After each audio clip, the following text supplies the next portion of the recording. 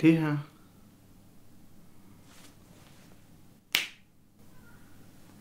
Det er virkeligheden. Alt, hvad jeg gør, bliver til ingenting. Alt, hvad jeg gør, bliver til ingenting. Så jeg ser ikke rigtig nogen grund til længere at stå op. Eller det er bare som om, at det er omsonst, når det alligevel er aften. Jeg er 28 år gammel. Og jeg er fed. Og grim. Jeg går nogle gange og bilder mig selv ind, at jeg har sygt mange planer for dagen. Men når dagen så er gået, så er der reelt set ikke sket en skid. Jeg er et stort hul. Jeg er et stort hul. Oh, jeg er et stort hul. Jeg er et stort hul.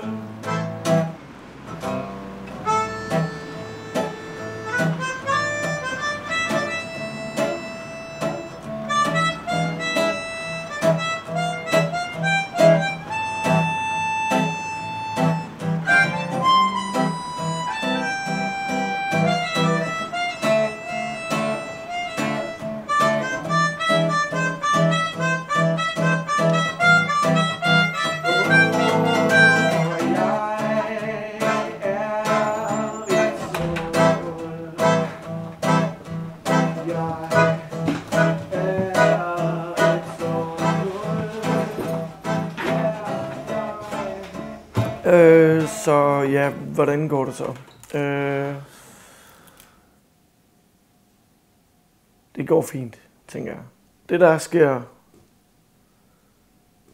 den seneste uge, det er, at jeg har sunget med min mund ind i diktafon-mode på min telefon. Og så har jeg mødt den her dude, som spiller guitar. Og ham er jeg inviteret hjem i aften. Og så kan han lytte til det, jeg har lavet. Så må vi se, hvordan det går. Han snakkede om, at han kendte. Han ville tage nogen med. Det ved jeg ikke. Men nu må vi se. Ja. Der er mange sommervenner, men ikke lille jeg. Der er mange sommervenner, men ikke lille jeg.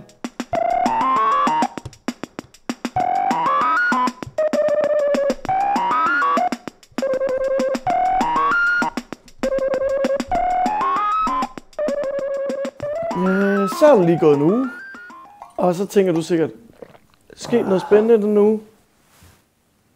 Jeg tror vist, at udseendet her taler for sig selv. Der er bare hul igennem.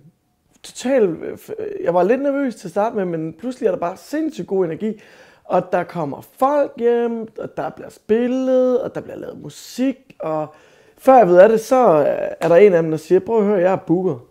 Hvad siger du til at spille live på en suppebar? Og jeg skal spille i morgen, og der kommer dem der, som jeg spillede med i sidste uge, de kommer. Og forhåbentlig kommer der også nogen, der kigger på. Ja. Livet er for mig altid trist og gråt.